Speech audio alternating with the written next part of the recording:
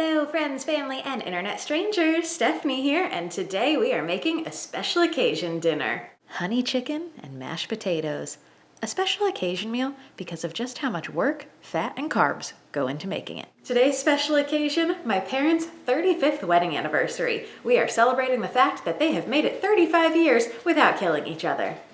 This recipe comes from the Mr. Food cookbook. We've been making this my whole life. I will link the recipe from the Mr. Food website down below. I am doubling this recipe today because my mom wants lots and lots of leftovers. I'm going to start out by mixing up all of my dry ingredients for my dredge: flour, salt, paprika, ground pepper, and this is not in the recipe, but I do a dash of cayenne pepper as well. Mix this all up together until it is well combined. The recipe calls for a whole chicken. We have never done this with a whole bone-in chicken cut up. We have always used either chicken breast, or in this case today, I'm using chicken cutlets. If you live in an area with the fresh market, they have the best chicken, and I highly recommend going on Tuesday. Their chicken is on sale on Tuesdays, otherwise it's expensive. This is going directly in the flour. There's no other binding agent, just the chicken right in that flour mixture. Remember earlier in the video I said there was a lot of fat in this? Here's the fat, so much butter. We are starting with 2 sticks of butter going into melt in the microwave. I'm going to add this to the bottom of the pan, not the entire thing, a little bit in each pan. Rub it into the bottom a little bit, make sure it's even. Then I'm going to start a single layer of chicken into that butter. If you are following the way it says to do this on the website or in the cookbook, it will tell you to now flip this over once you have put it in the pan so the butter is on both sides. I have found that takes a lot of the coating off of it. So my new strategy the past few times I've made this has been to pour some more butter over the top instead of putting it all in at the beginning, and then I rub it in a little bit and that leaves the coating pretty well intact. It worked out well this time. Time for some sauce and more butter. Butter, honey, and lemon juice are combined and melted on the stove top.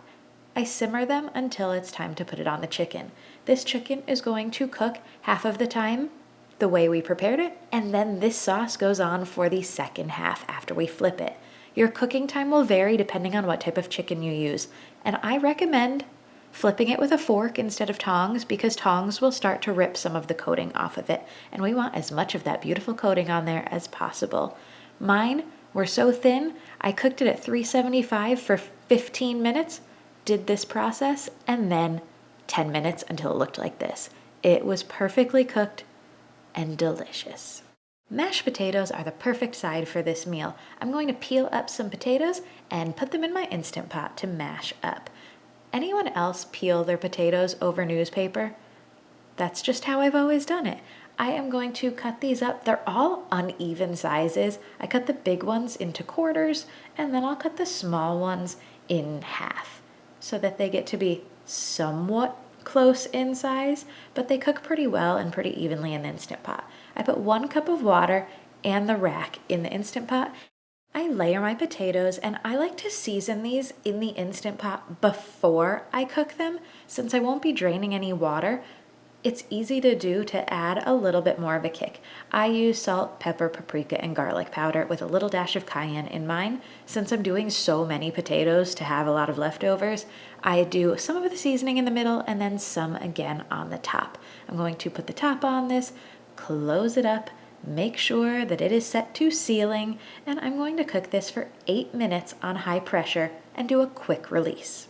Once this is done, I take the rack out. There's a little bit of liquid left in there. I'm going to turn off my Instant Pot and unplug it. I add a little bit of milk and butter and mash it right in the Instant Pot pan, and it is ready to go. The key part of this is the sauce.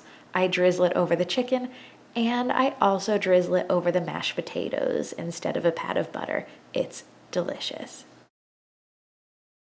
It's heavenly. Very good. You did an excellent job. I looked through their wedding album and I just had to share this photo. How 80s is that wedding picture? I asked them if they had any words of wisdom after 35 years of marriage.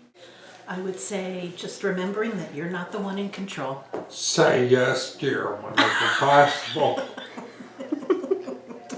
again, not in control.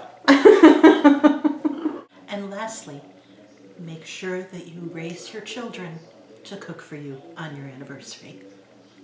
Thank you so much for watching. I hope you try this recipe for your next special occasion.